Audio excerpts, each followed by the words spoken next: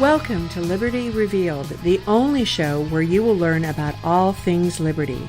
Your host for the show is a registered libertarian who's been involved in politics for more than 25 years. He has a passion for teaching others about the concept of personal liberty. Please welcome your host, Mike Mahoney. Welcome to another episode of Liberty Revealed, where personal liberty guides us in all ways. Today I'm going to discuss something everyone should pay close attention to: the economy. This is clearly an important topic for many reasons. As a libertarian, I believe everyone should be able to freely offer goods and services on the market. I also believe free market approaches improve people's lives in the most effective way. Some believe that we currently have a free market economic system here in the United States, but they are wrong. The United States is more of crony capitalism, and that's the cause of many of the problems we face today. What is crony capitalism anyway?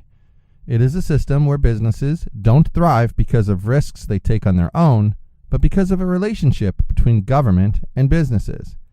State power is used to crush competition through the way permits are handed out, government grants, special tax breaks, and state intervention over resources where the state controls public goods in a monopolistic manner. This type of system stole entrepreneurship and innovation because both of these things reward risk-taking. An example of this would be contracts for public works. With crony capitalism, you find the same contractors being awarded public contracts regardless of who offers the best price. The relationship between the business and the government goes beyond a mere customer-centric relationship into one where the business relies on the government to feed it more and more business. Now, I believe the government needs to stay out of the way of business and enterprise. The market should be free to operate, and the people should decide who gets rewarded and who does not. This approach is the only way to avoid always benefiting the rich and the special interests.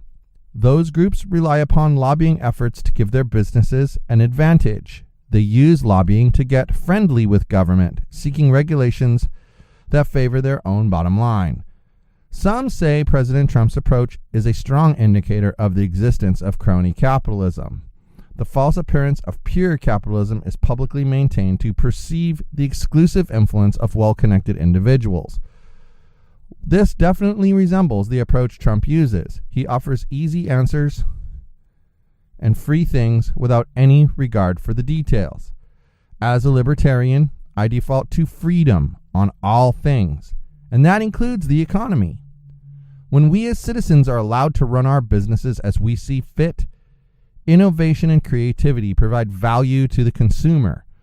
Without government intervention and meddling, businesses are able to provide greater value to the consumer and, of course, more jobs to the employees.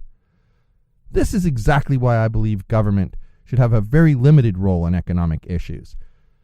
Government should protect property rights, adjudicate disputes, and provide a legal framework for voluntary trade. Government should not be passing burdensome regulations because those regulations keep new businesses from starting, prevent existing businesses from hiring more employees, and in many cases, force businesses to close. These regulations are not passive either. They stifle innovation, and that affects all people in society. Forcing businesses to navigate a complex landscape of regulations drains the resources of the business. It also hurts us all. As I discussed in our very first episode, taxes are just as burdensome as these regulations. They equate to confiscating the property of other people. While I advocate reducing and eliminating taxes whenever possible to free people and businesses to do what they do best so that everyone can have a chance to succeed. As a small business owner myself, I see the issues caused by the government being too involved in the economic landscape. It is difficult to grow your business when your profits are eaten up with regulatory compliance requirements. Even starting a business is far too expensive when it doesn't need to be. The required licenses and government filing fees makes starting a business cost prohibitive for some. In California, it costs $150 to register as a corporation. Once your registration is accepted, they have several required filings that cost even more money. They threaten major penalties if these filings are late or missed. Don't forget the cost of enforcing these regulations. The United States government has created entire departments aimed at enforcing certain regulatory frameworks. These departments are staffed with a large number of employees. In order to pay for the regulatory enforcement, the government raises taxes, further coercing us to pay for things we just don't agree with. Why am I not able to walk into an office locally, file documents that create a small business, and then succeed or fail based upon my own merits? If I have a better product than my competitor, shouldn't I be rewarded? Why am I held back because my competitor has friends in high places? Don't you see how this is ultimately bad for everyone? Yes, people mistrust large businesses. They make the claim that capitalism left unregulated would increase pollution and cause a host of other undesirable results. I believe this is incorrect thinking. How can I state that with a certainty? Well, let me explain. In a free market society, the consumer decides who wins and who loses. They are the ultimate deciding factor. If a company is seen as damaging the environment, why not just let the consumer continue to make the ultimate choice? Consumers who don't like what the company is doing can stop giving their money to the business. If enough consumers do this, the business will most certainly fail. The free market system will have spoken. The government doesn't trust us to handle things like this, so they attempt to regulate everything. With a free market system, everything is controlled ultimately by the consumer. Prices are set based upon what the market says it will allow. Businesses live or die based upon feedback from the market itself.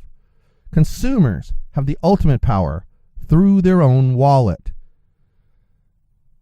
They will open their wallet for businesses who offer a mix of price, value, and good citizenship, and they will avoid any that do not meet that criteria. It is evident that rather than have an economic system based upon tribalism, we should be partaking in a laissez-faire system of economics where the consumer rules the day. Such a system makes the economy more robust because businesses are rewarded for the risks they take. Businesses win when they provide a great product at a great price. Poor citizens are weeded out and put out of business. This system takes the guesswork out of things.